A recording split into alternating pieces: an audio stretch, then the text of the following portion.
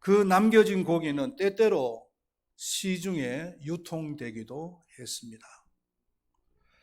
그러면 여기서 우리는 한 몇 가지 질문을 던질 수가 있는데요.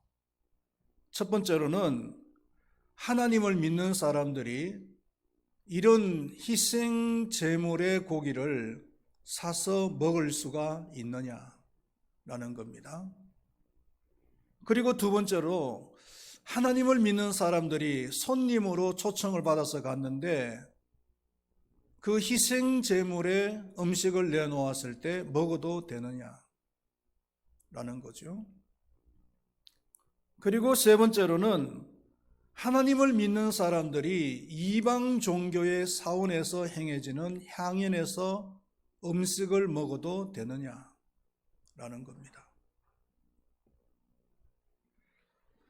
현대를 살아가는 우리에게 적용을 해본다면은 하나님을 믿는 사람들이 제사를 드리고 난 뒤에 그 제사 음식을 먹어도 되느냐라는 거예요.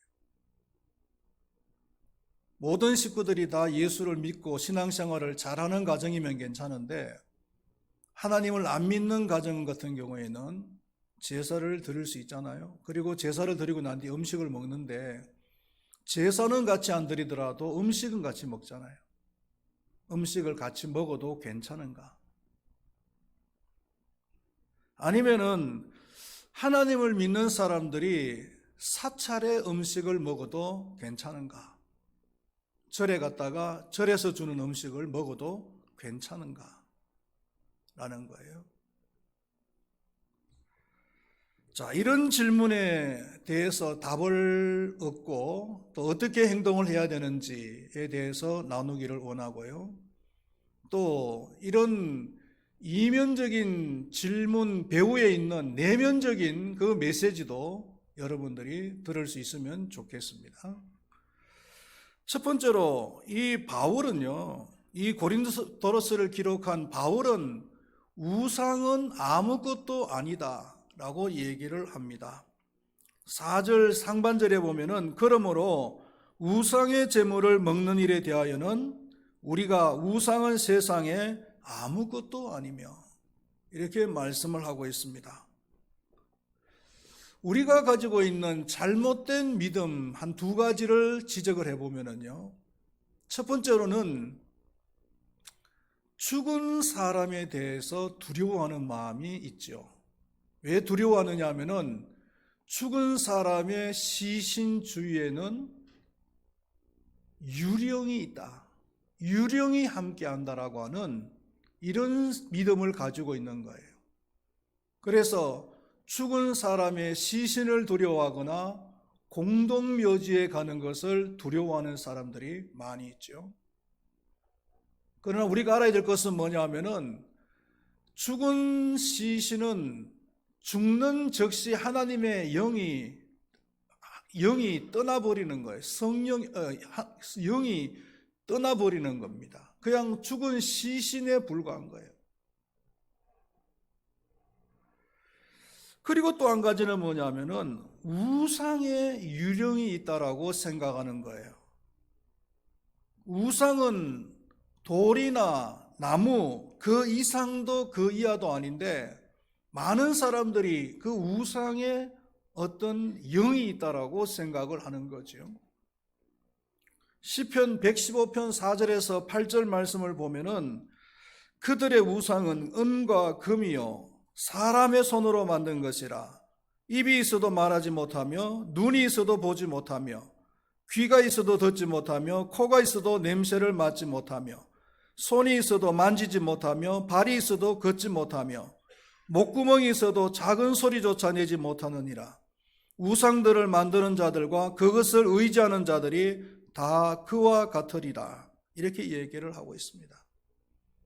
우상은 단지 그 만든 돌이나 나무, 은, 금에 불과하다는 것이죠. 사사기서 6장을 보면은 기드온이라고 하는 사사가 나오는데 이 기드온 사사가 사사로 부름을 받은 후에 제일 먼저 한 것이 뭐냐면은 바알의 신전을 훼손을 해버리고 아세라상을 찍어버린 거예요.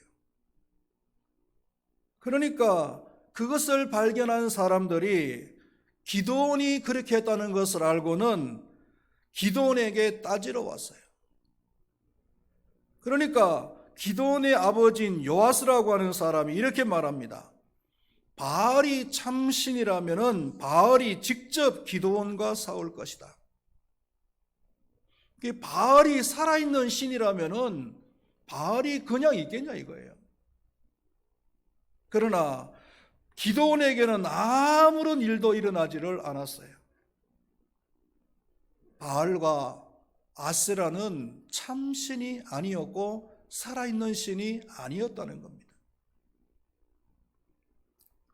저는 목회를 하는 중에 전도한 사람 중에서 그 불교를 열심히 믿었던 사람이 있습니다. 이 사람은 예수를 믿기 전에 그 집에다가 신주를 모시고 달력과 그리고 염주를 항상 몸에 지니고 다녔던 사람이에요. 그런데 예수를 믿고 난 뒤에 이것을 이제 처분을 해야 되잖아요. 그 처분을 하려니까 막 두려운 겁니다. 혹시 후환이 있지 않을까? 그래서 제가 교회에 가지고 와서 이 세 가지를 다 불태워서 없애버렸습니다. 만약에 이 신주나 염주에 어떤 신이 있었더라면 나를 해롭게 했을 거예요. 저는 그렇게 했음에도 불구하고 아무런 해를 입지를 않았습니다. 그만큼 자기들을 무시했는데도 불구하고 아무런 해가 없었다는 거예요. 저는 어릴 때 저희 집 어른을 따라서 절에 간 적이 있습니다. 절에 가서 부처상에다가 절을 하고 그 절에서 주는 음식을 맛있게 먹은 기억이 있습니다. 만약에 그 부처상에 신이 있었다면, 영이 있었다면 아마 그 영에 의해서, 그 신에 의해서 저는 불교 신자가 되었거나 아니면은 불교의 성녀가 되지 않았을까요? 성철 성녀가 되었을지도 몰라요. 그런데 성철 성녀가 되어 있는 것이 아니라 오히려 목사가 되어 있는 거잖아요, 지금. 우상은 아무것도 아니고 단지 사람이 만든 형상일 뿐입니다. 반면에 이 바울은 참신은 하나님 한 분밖에 없다라고 말을 하고 있습니다. 4절 하반절에 보면은 하나님은 한 분밖에 없는 줄 아노라. 그리고 이어서 5절과 6절에서는 다음과 같이 이야기를 하고 있습니다.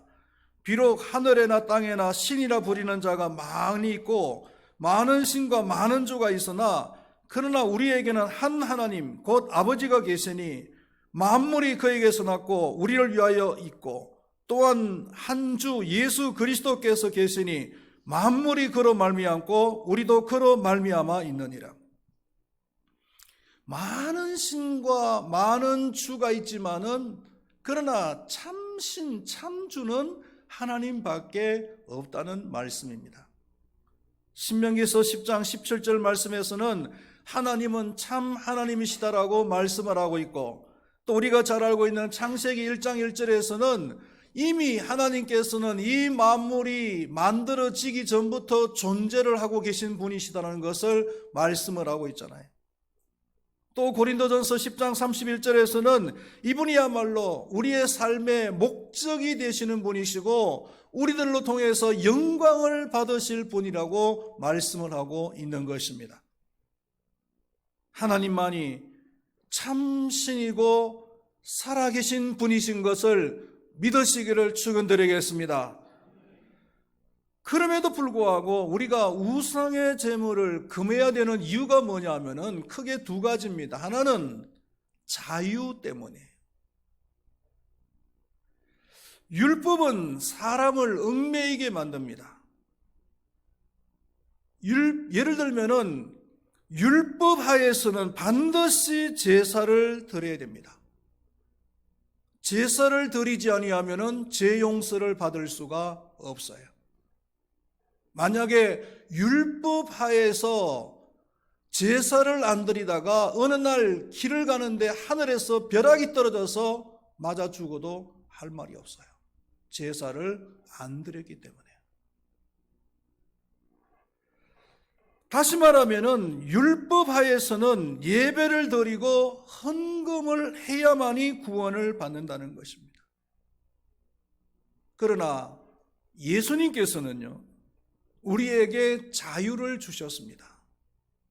요한복음 8장 32절 말씀에 보면은 진리를 알지니 진리가 너희를 자유롭게 하리라.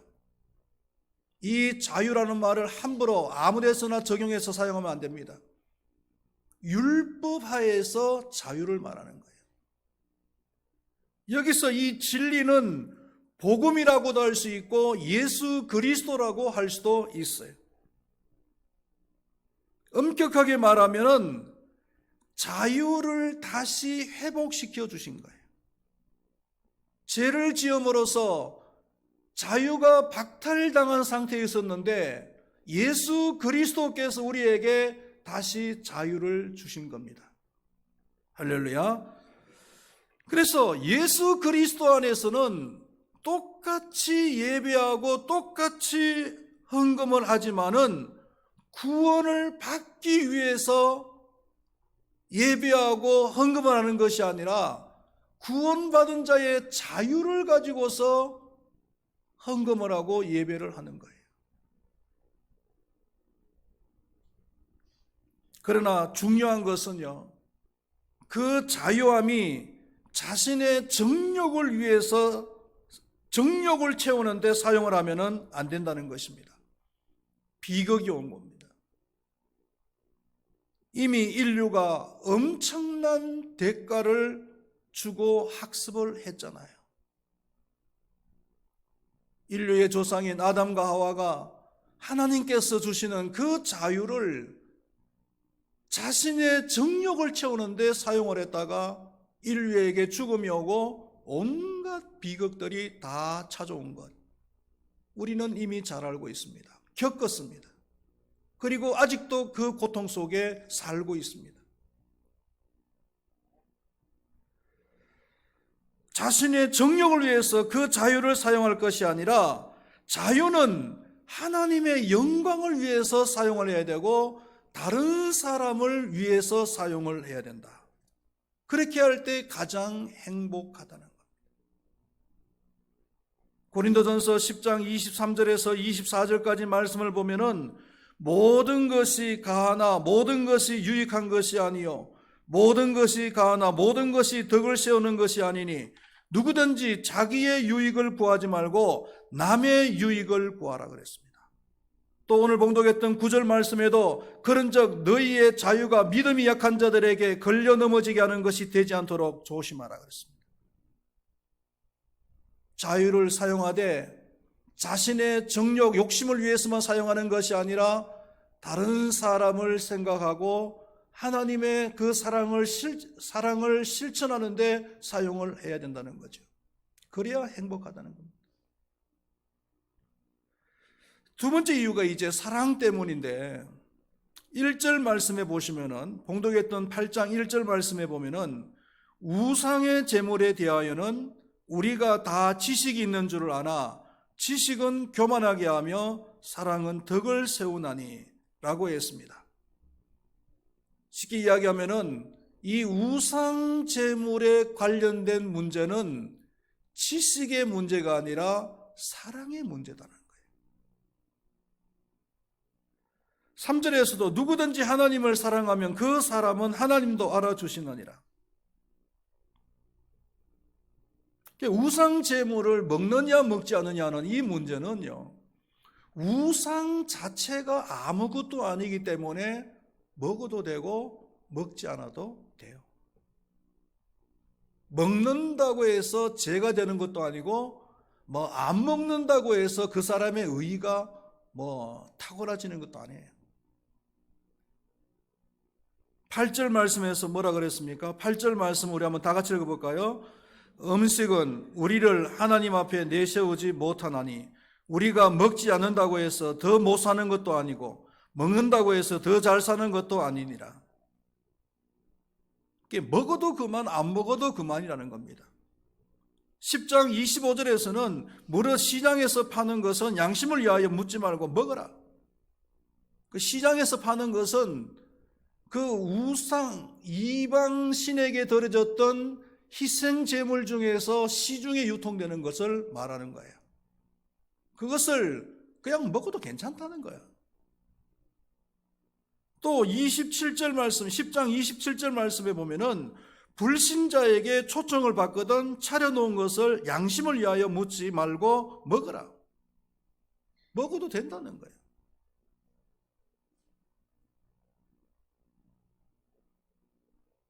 그런데 양심의 자유를 자신을 위해서 쓰지 말고 다른 사람을 위해서 사용을 해야 된다는 겁니다. 이럴 경우에는 이 얘기가 달라진다는 거죠. 지금부터 여러분들이 잘 들으셔야 됩니다. 먹어도 안 먹어도 아무런 상관이 없는 것이지만은 다른 사람을 위해서라면 안 먹는 쪽으로 선택을 해야 된다는 겁니다. 다른 사람을 위해서라는 경우는 두 경우인데, 하나는 뭐냐면은 믿음이 연약한 자가 볼 때예요. 믿음이 연약한 자가 볼 때, 이게 중요한 겁니다. 여기서 믿음이 연약한 자라고 했을 때는 우상의 제물을 먹으면 안 된다라고 하는 믿음을 가진 아주 초보적인 신앙을 가진 사람을 말해요. 우상의 제물을 먹으면은 죄를 짓는 것이다라고 생각을 하는 사람이에요.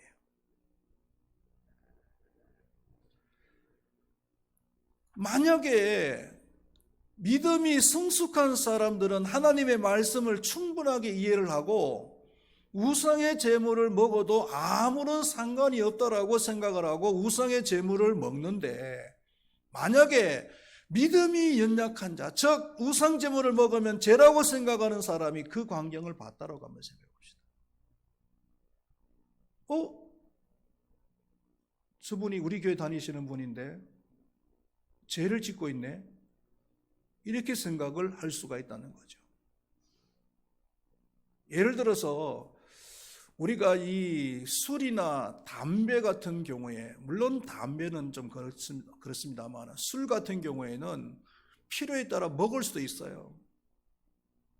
음식에 넣어서 먹을 수도 있고, 아니면 건강을 위해서도 먹을 수 있고, 또 기분이 좀 업되기 위해서 먹을 수도 있어요. 뭐 술 먹는 것, 한 잔 먹는 거 가지고서 그렇게 막 죄의식을 가질 필요는 없어요. 그런데 우리 교회 집사님 한 분이 식당에서 점심을 먹고 그리고 소주 한 잔을 갖다가 먹었어요. 그냥 그 본인은 습관적으로 먹는 것이 아니고 오늘 좀 필요에 따라서 오늘 한 잔 먹었으면 좋겠다 싶어서 먹었단 말이에요. 괜찮아요. 그거 먹는다고 해서 지옥 가는 거 아니에요. 그런데 하필이면은 그 광경을 우리 교회에 새로 등록한 분이 봤단 말이에요. 저분 우리 교회 집사님이시던데 집사님이 술을 드시네. 술을 먹어도 괜찮은가 보구나. 죄를 지어도 괜찮은가 보구나. 교회 다니면서 죄를 지어도 괜찮은가 보구나. 그러면서 자기의 앞으로 짓는 죄에 대해서 합리화시킬 수가 있단 말이에요. 그러면 그 사람으로 하여금 죄를 짓도록 만드는 거죠.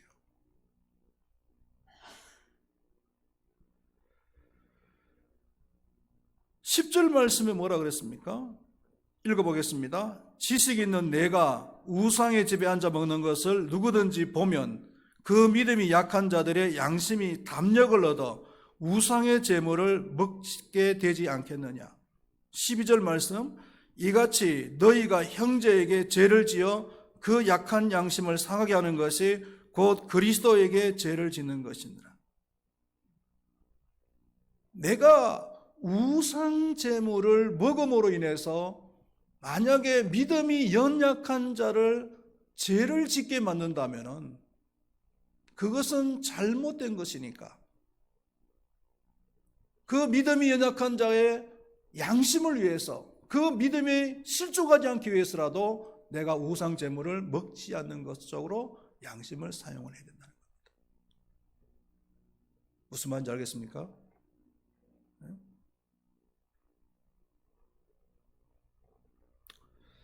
그리고 또 한 가지가 뭐냐면은 불신자 앞에 섭니다. 10장 27절에서 28절 말씀에 보면은 불신자 중 누가 너희를 청할 때에 너희가 가고자 하거든 너희 앞에 차려놓은 것을 무엇이든지 양심을 위하여서 묻지 말고 먹어라. 누가 너희에게 이것이 제물이라 말하거든 알게 한 자와 그 양심을 위하여 먹지 말라. 불신자가 그 희생 제물로 음식을 만들어서 음식을 대접하는데 아무 말도 하지 않고 음식을 대접하면은 그냥 묻지 말고 먹으라는 겁니다. 먹어도 상관이 없어요. 그런데 음식을 대접하면서 그 대접하는 사람이 이거 희생 제물로 음식을 한 겁니다 라고 얘기를 한다면은 먹지 말라는 거예요. 왜 그러냐면은 이 불신자도 어떤 생각을 가지고 있습니까? 이 불신자도 희생 제물을 먹는 것은 이것은 죄라고 생각을 하고 있단 말이에요. 그런데 아무 말도 안 하고 음식을 대접했을 때 하나님을 믿는 사람들이 먹는 경우는 모르고 먹는구나라고 생각을 하는 거죠. 그런데 희생 제물입니다라고 얘기했음에도 불구하고 먹는다면은 이 사람은 먹는데 아주 그냥 걸신이 들린 사람이구나. 아주 그냥 너무 먹기를 좋아해서 죄를 짓는 것도 아주 그냥 상관없이 생각하는 사람이구나. 이렇게 하면서 불신자들이 하나님을 믿는 사람을 조롱한다는 거예요. 그렇기 때문에 불신자가 시험에 들 수가 있는 거죠. 그러니까 그 불신자가 시험에 들지 않도록 내 양심을 안 먹는 쪽으로 사용을 하라는 거죠.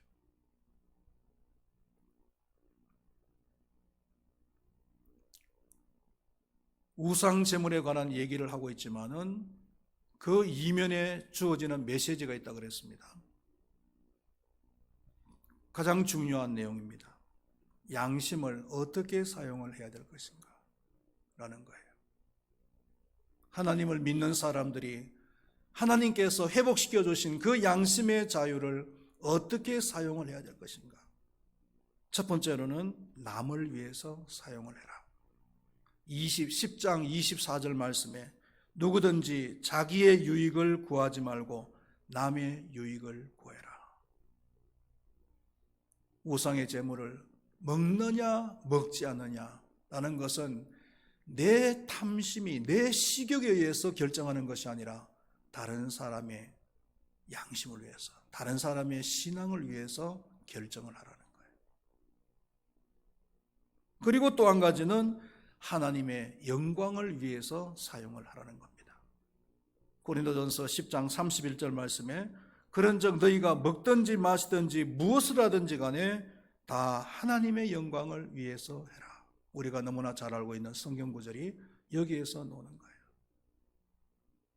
그러면 하나님께서 알아주신다는 겁니다. 또 누구든지 하나님을 사랑하면 그 사람은 하나님도 알아주시느니라. 그래서 바울은 다른 사람을 위해서라면은 자신은 채식주의자가 될 용의가 있다. 기꺼이 채식주의자가 될 용의가 있다라고 8장 13절에서 말하고 있습니다. 다 같이 읽어보겠습니다. 그러므로 만일 음식이 내 형제를 실족하게 한다면 나는 영원히 고기를 먹지 아니하여 내 형제를 실족하지 않게 하리라. 바울이 절대로 고기를 싫어해서 채식주의자가 되겠다는 얘기가 아니에요. 제가 바울한테 물어봤는데 삼겹살도 좋아하고 그 다음에 등심도 좋아한대요.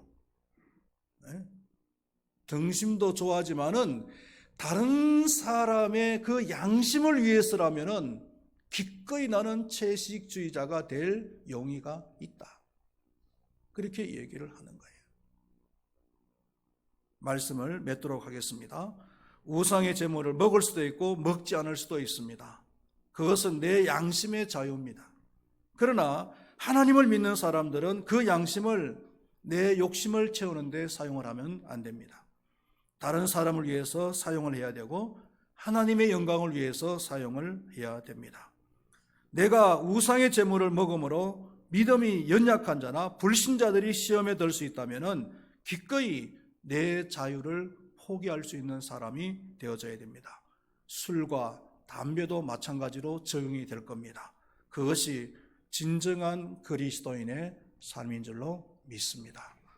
기도하겠습니다. 하나님 아버지, 오늘 우상 제물에 관해서 얘기를 나누었습니다.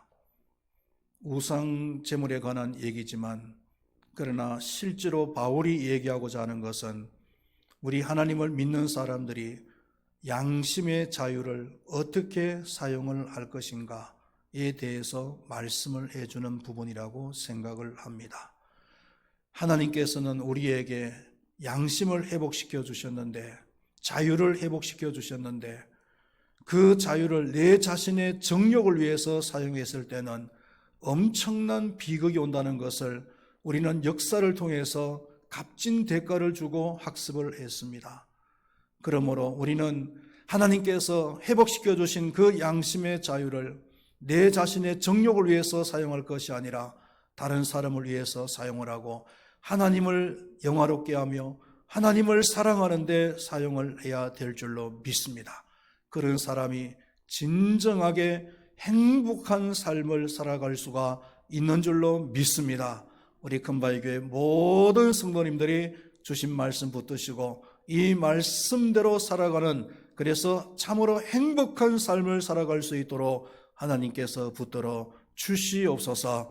감사를 드리면서 예수님의 이름으로 기도드리옵나이다. 아멘.